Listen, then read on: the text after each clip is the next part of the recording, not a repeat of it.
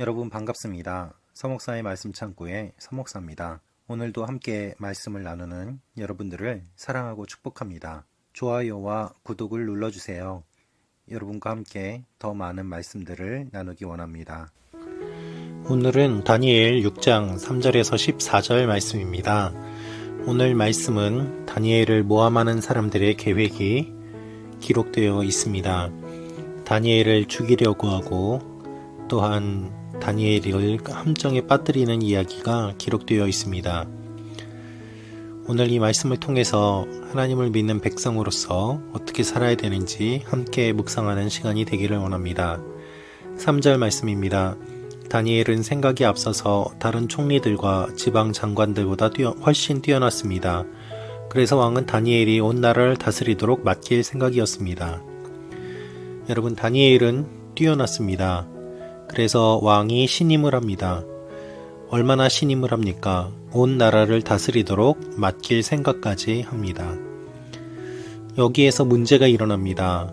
다니엘이 이렇게 인정을 받자 다니엘을 시기하는 사람들이 생겼던 것입니다.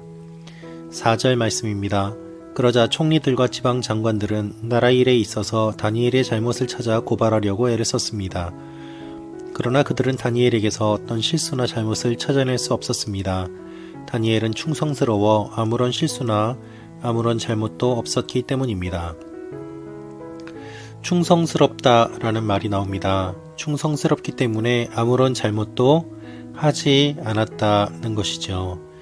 다니엘을 시기하던 사람들은 다니엘을 무너뜨리고자 부도덕한 일이나 직무유기와 같은 구실들을 찾으려고 했습니다.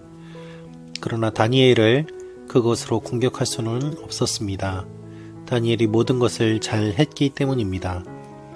그러자 사람들이 이야기를 했습니다. 5절입니다. 그래서 그들이 서로 말했습니다. 하나님의 율법에 관련된 일이 아니면 우리가 다니엘에게서 고발할 거리를 찾을 수 없겠다. 그들은 다니엘의 약점을 알았습니다.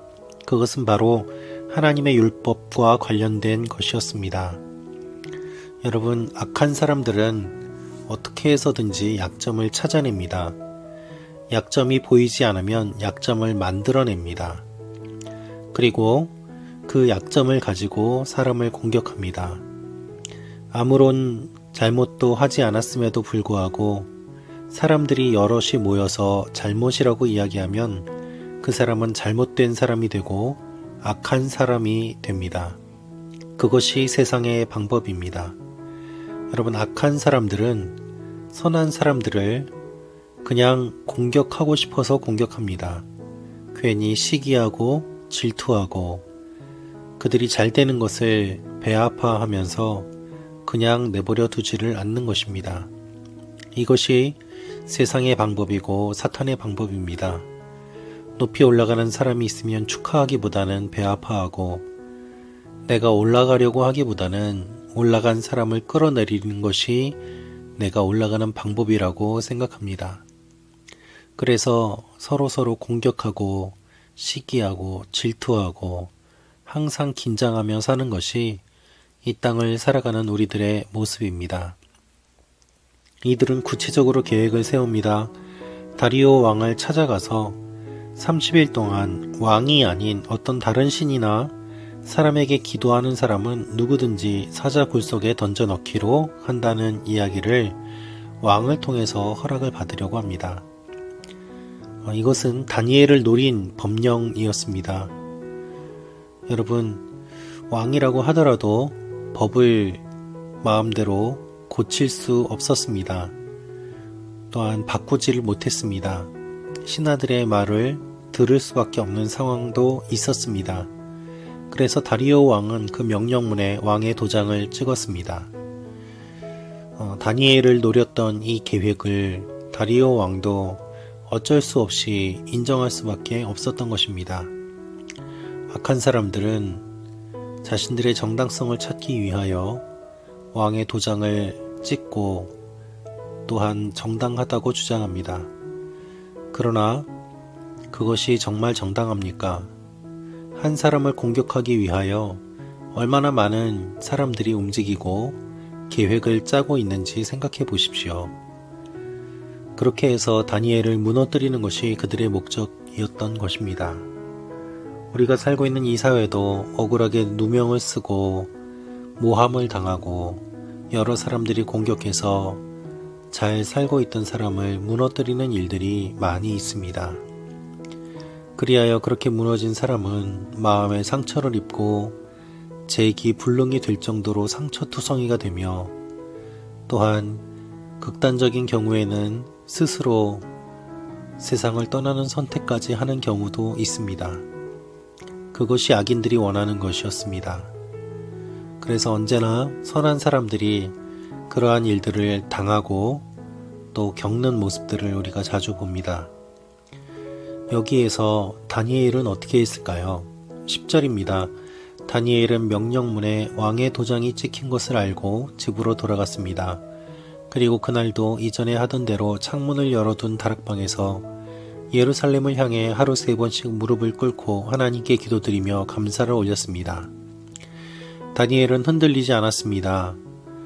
그는 평소에 하던 대로 하나님께 예배를 드립니다. 그런데 여러분, 그것을 보며 사람들이 몰려왔고 기도하는 것을 보았고 왕에게 고발합니다.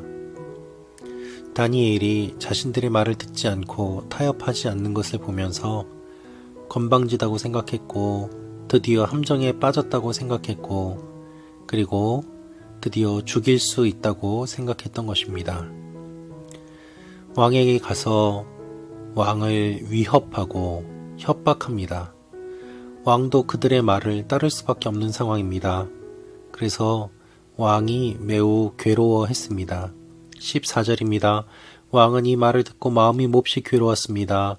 왕은 다니엘을 살리고 싶어서 해질 무렵까지 그를 구해내려고 온 힘을 다했습니다. 그러나 왕이라고 하더라도 다니엘을 구할 수는 없었습니다. 여러분, 항상 변함없이 바른 길을 가고 하나님 앞에 깨어있고 믿음의 길을 걸어가는 것, 그것은 결코 쉬운 일이 아닙니다. 우리를 참소하는 사람들이 있고 공격하는 사람들이 있고, 또한 우리를 죽이려고 하는 세력들이 있기 때문입니다. 예전에 하영주 목사님께서는 십계명을 마귀와 싸워서 이기는 10가지 방법이라고 말씀하셨습니다. 우리가 흠 잡힐 만한 것이 없도록 바르게 살아갈 때 사람들은 분을 내며 억울하게 빠질 수 있는 함정들을 만들어낼 것입니다. 그럼에도 불구하고 그것을 다 알면서도 하나님 앞에 감사하며 변함없이 그 길을 걸어가는 것, 그것이 하나님이 우리에게 원하시는 것입니다. 때로는 돌에 맞기도 하고 톱에 썰려 죽기도 하고 많은 환난과 핍박을 받았지만, 하나님의 사람들은 끝까지 믿음의 길을 걸었고 교회를 세우고 주님 나라를 위하여 그 한 몸을 희생하였습니다. 그것이 주님께서 우리에게 원하시는 것입니다. 우리 함께 그 길을 걸어가기를 원합니다. 하나님 앞에 예배 드릴 때 예배가 회복되고, 어떤 상황에서든지 예배를 드리는 예배자로 설 때 하나님께서는 우리의 예배를 받아주시고 놀라운 일들을 이루어 주실 것입니다. 오늘도 이 하나님을 기대하며 나아가는 여러분과 제가 되기를 원합니다. 기도하겠습니다. 아버지 하나님, 죽을 것을 알면서도 다니엘은 하나님께 기도했습니다. 우리는 타협하고 있지는 않습니까? 악의 세력들이 우리를 공격할 것을 기억하고 그것에 대비하며 살아가는 하나님의 사람들이 되게 하여 주옵소서. 끝까지 타협하지 않고 믿음의 길을 걷게 하시고 하나님만을 바라보며 정직한 길을 걸어가는 하나님의 사람들이 되게 하여 주옵소서. 예수님의 이름으로 기도합니다. 아멘.